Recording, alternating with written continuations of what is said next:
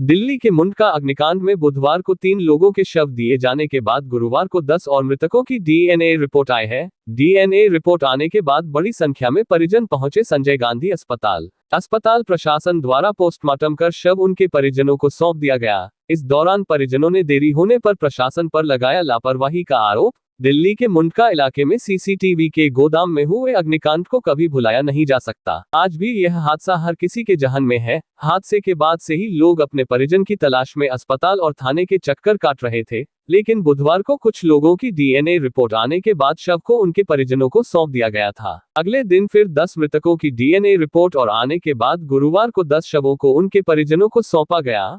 मृतकों की पहचान पूजा, मधु, प्रीति, पूनम, मुशरत, गीता चौहान, सोनम, अमरनाथ गोयल, आशा और भारती नेगी के रूप में हुई। अस्पताल में मौजूद अपने परिजन का शव देखकर लोगों का दर्द भी छलक गया और अस्पताल में ही रोते हुए दिखाई दिए। संजय गांधी अस्पताल के शवगृह में मौजूद सोनम के चाचा अजय ने बताया कि इतने लंबे समय के इंतजार के बाद उन्हें अपनी भतीजी का शव मिल पाया है। आपको बता दें कि करीब 1 साल पहले कोरोना से हुई मौत में पिता को खोने के बाद सोनम पर ही पूरे परिवार की जिम्मेदारी थी। सोनम की एक छोटी बहन और एक छोटा भाई भी है जो अभी पढ़ाई कर रहे हैं। ऐसे में सोनम की मौत के बाद परिवार को गहरा सदमा भी जरूर लगा है। अजय ने बताया कि सोनम का शव लेने के लिए उन्हें थाने से लेकर अस्पताल के कई चक्कर लगाने पड़े। इतना ही नहीं, उन्होंने डीएनए की रिपोर्ट आने में हुई देरी पर भी प्रशासन पर सवालिया निशान खड़े किए। आपको बता दें, 13 मई को मुंडका इलाके में एक सीसीटीवी के गोदाम में आग लग गई थी। इस हादसे में 27 लोगों की मौत हो गई थी, जिसमें 8 शवों की पहचान करके उनके परिजनों को पहले ही सौंप दिया गया था, लेकिन बाकी 19 शवों की शिनाख्त न होने के कारण उनके शवों को संजय गांधी मोर्चरी में सुरक्षित रखवा दिया गया था और परिजनों के डीएनए सैंपल लेकर शवों की पहचान के लिए एफएसएल भेजा गया था। बुधवार को 3 परिवार के शव डीएनए रिपोर्ट के बाद उनके परिजनों को सौंपे गए थे, जिसके बाद गुरुवार को 10 और डीएनए रिपोर्ट आए, जिसके बाद उनके शव को भी परिजन को सौंप दिया गया है।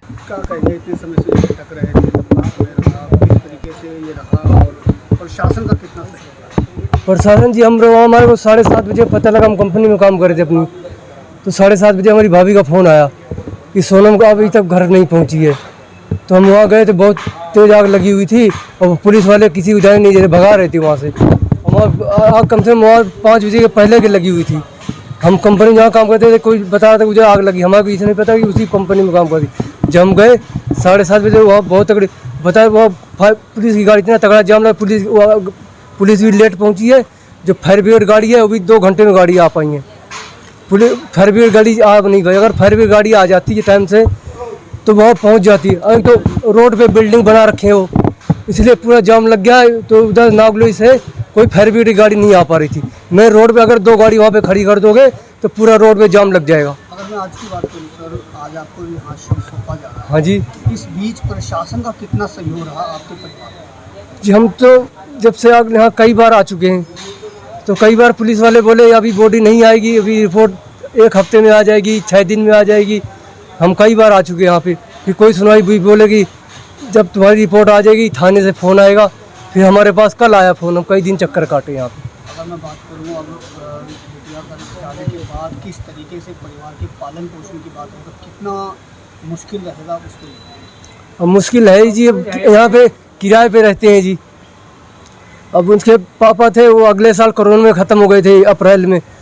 फिर क्या हुआ कि उनकी माता ने काम करने, फिर वो बोली घर नहीं चल रहा है।